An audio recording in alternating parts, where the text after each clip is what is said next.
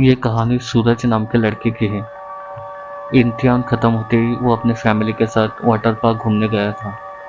वहाँ उसके साथ जो घटना घटी उसे वो आज तक नहीं भुला पाया है। तो चलो जानते हैं सूरज की कहानी उसी की जुबान।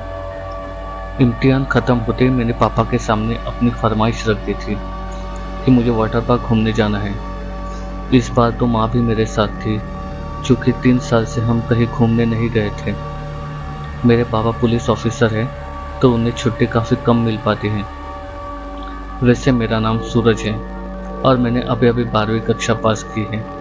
मैं जो किस्सा बताने जा रहा हूँ वो मेरी पिछली छुट्टियों के दौरान मेरे साथ घटा था। उस दिन सुबह करीब 10 बजे मैं, पापा और माँ शांता देवी वाटर पार्क में पहुँचे। वाटर पार्क के गेट पर एक बूढ़ा सा चौकीदार था जो मुझे अजीब नज़रों से घूरे जा रहा था। मैंने फ़ौरन पापा से इस बात की शिकायत की। मेरे पापा काफ़ी गुस्से वाले इंसान हैं। वो तुरंत उसके पास गए और उसे काफ़ी डांटा और धमकाया। फिर हम तीनों वाटर पार्क के अंदर चले गए। अभी मैं स्विमिंग पूल में उतरा ही था कि तभी वहाँ मेरी उम्र का एक लड़का मेरे पास आया।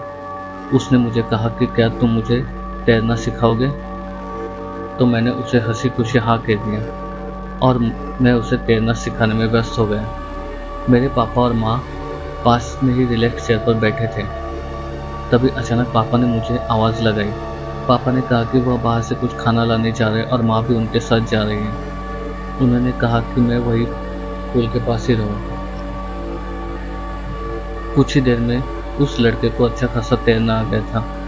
अब हम दोनों मस्ती में साथ तैर रहे थे। तभी अचानक मेरी नज़र गेट के पास गई। वह बूढ़ा चौकीदार अब भी वहां से मेरी ओर ताके जा रहा था। अब मुझे उसकी इस हरकत से खौफ महसूस हो रहा था, क्योंकि पापा और माँ बाहर गए थे और पापा ने उन्हें धमकाया भी था।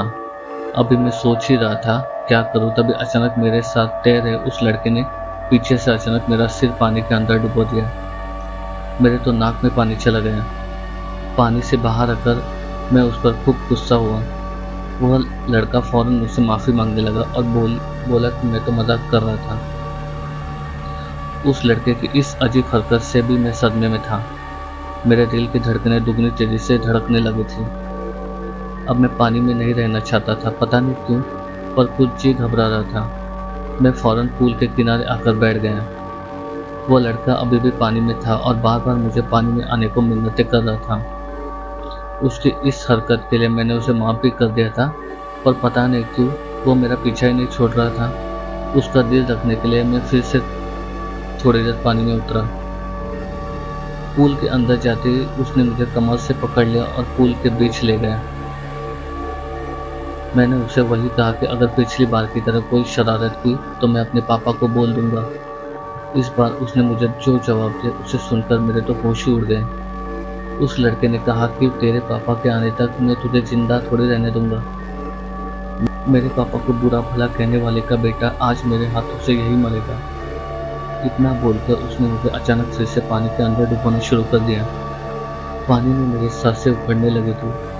तभी पुल से गार्ड की नज़र पुल पर पड़ी और जब उसने देखा कि मैं अचानक पानी की सतह से गायब हो गया हूँ तो उसने फौरन मुझे पानी से बाहर निकाल लिया और तभी वह रहस्यमय लड़का भी गायब हो गया।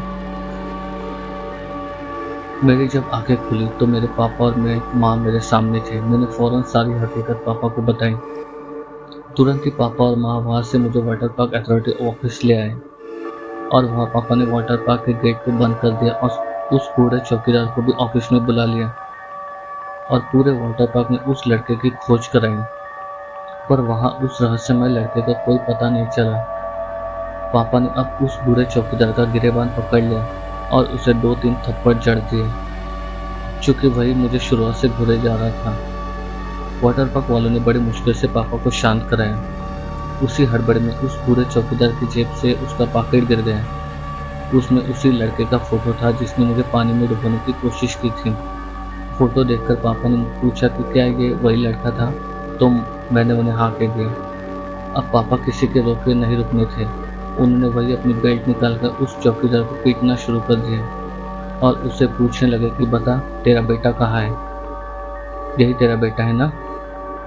जल्दी बोल वरना आज तुझे जिंदा नहीं छोड़ूंगा।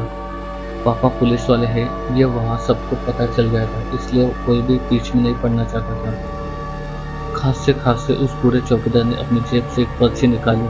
उस कागज के टुकड़े को खोलने पर हमें पता चला कि वह उसी लड़के का डेथ सर्टिफिकेट था जिसने मुझे पानी में डुबोने की कोशिश की थी। पापा को सारी बात समझ में आ गई। उन्होंने उस बूढ़े चौकीदार से माफी मांग ली और हम फिर उस वाटर पार्क से घर लौट आए। वाटर पार्क में अंदर जाते वक्त बूढ़ा चौकीदार इसलिए मेरे और घूरे जा रहा था क्योंकि उसे मुझ में अपना बेटा नजर आ रहा था। उसका बेटा जब मरा तब मेरी उम्र का था और पापा ने उसे धमकाया था। यह उसके बेटे को भटकती रूह से बर्दाश्त नहीं हुआ होगा, इसलिए शायद उसने मेरी उम्र के लड़के का रूप लेकर मुझे पर हमला किया। मुझे आज उस लड़के की रूह से कोई शिकायत नहीं है, चूंकि अपने पापा के अपमान पर शायद मुझे भी इतना ही गुस्सा आता।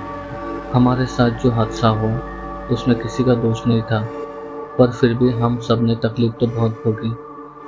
तो ये थी सूरज की कहानी, जो अपनी फैमिली के साथ वाटर पार्क घूमने गए थे। ऐसे और इंटरेस्टिंग कहानी सुनना चाहते हो तो चैनल को लाइक कीजिए, शेयर कीजिए, सब्सक्राइब कीजिए।